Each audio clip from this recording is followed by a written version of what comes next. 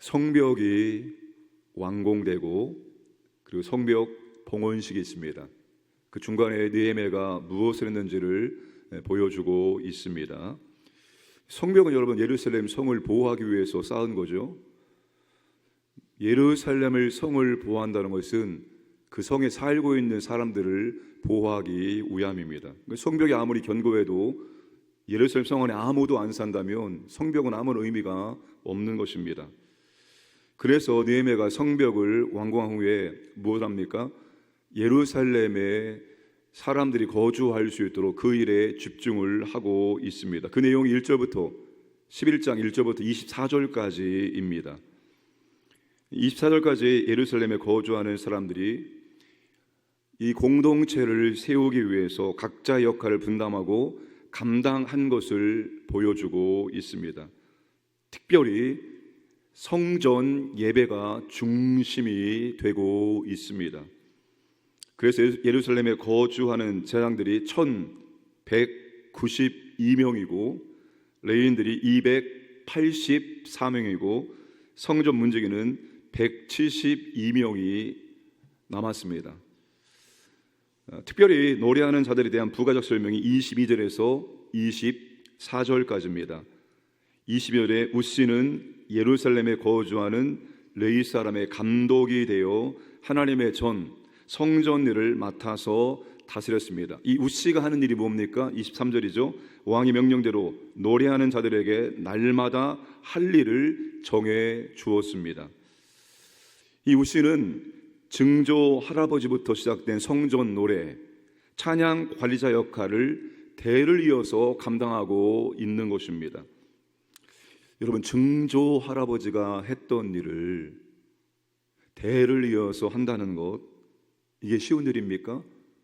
이게 여러분 하나님의 은혜가 있어야지만 가능하고 하나님의 은혜와 더불어서 엄청난 헌신이 있을 때 대를 이어서 이렇게 성전 찬양 관리자의 사명을 감당할 수가 있는 겁니다.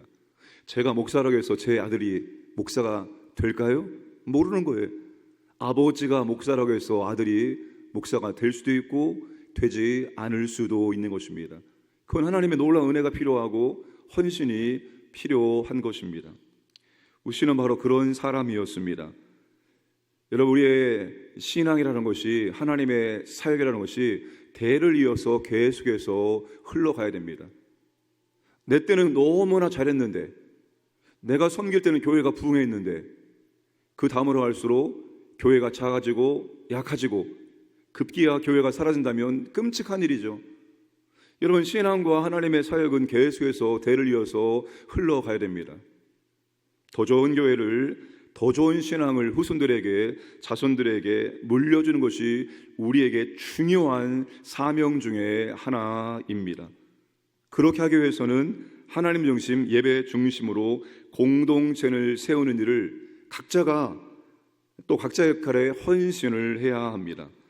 9절부터 24절까지 보여주고 있는 것이 바로 그것입니다. 하는 일과 역할이 다 달랐습니다.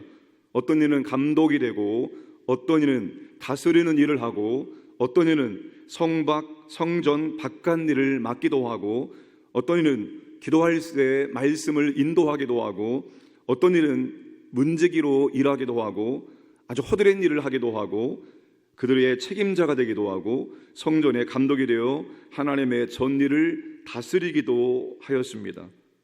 예루살렘에 거주하는 사람들이 하는 일과 역할은 다르지만 각각 부르심에 따라서 그 역할에 최선을 다해서 감당하고 있다는 겁니다. 이거를 교회에 비유하면, 여러분, 교회에 등록하기 전까지는 그 교회 공동체의 일원이 아닙니다. 마치 예루살렘 바깥에 살고 있는 것 같은 겁니다. 교회 등록해야지 비로소 예루살렘 공동체 안에 들어오는 겁니다. 그 교회의 일원이 되어지는 것입니다. 그 교회의 일원이 되었으면 우리 성도의 5대 실천 사항 중에 하나가 1인 1부서 사역을 감당해야 됩니다. 내가 이 교회, 이 공동체 일원이 되었다는 것은 나는 이 공동체를 세워야 될 중요한 사명, 내가 정말로 잘 섬겨서 다음 세대에게 더 좋은 교회를 물려줘야 될 사명을, 공동의 사명을 우리가 갖게 된 것입니다. 저는 저의 역할을 잘 감당해야죠. 저만 잘한다고 되는 것이 아닙니다. 우리 모두가 각자의 자리에서 각자의 역할을 잘 감당할 때 교회가, 공동체가 견고해지고 더 좋은 공동체를 우리의 후손들에게, 자손들에게 물려줄 수 있습니다. 거기에 대한 거룩한 부담감을 갖고 계시기를 바랍니다. 더 좋은 교회를, 더 좋은 신앙을 우리의 후배들에게, 우리의 후손들에게, 우리의 자녀들에게 물려줘야 된다. 그러기 위해서는 내가 맡겨진 역할들을 감당해야 된다. 놀고 있으면 안 됩니다. 어딘가에서 뭐라도 감당하고 있어야 됩니다. 1인 1부서 세역이 실현되어질 때 교회는 건강하고 교회는 더욱더 견고해질 수 있다는 사실입니다. 25절부터는 예루살렘에 거주하는 사람들이 채워지자, 예루살렘에 거주하는 사람들이 10분의 1이었죠. 나머지 유다와 베냐민 자손들이 유다 여러 마을들과 들에 이제 흩어져 정착하게 되어집니다. 유다와 베냐민 자손의 거주지 목록이 쭉 기록되고 있습니다. 유다 자손의 거주지는 포로기 이전에, 나라가 멸망당하고 포로로 끌려가기 이전에 유다 지파가 차지했던 곳, 땅을 원래 분배받을 때 그 유다 지파의 그곳에 일부에 정착하는 모습을 보여주고 있습니다. 30절까지 유다 자손의 거주지고 31절부터는 베냐민 자손의 거주지 명단이 나오고 있습니다.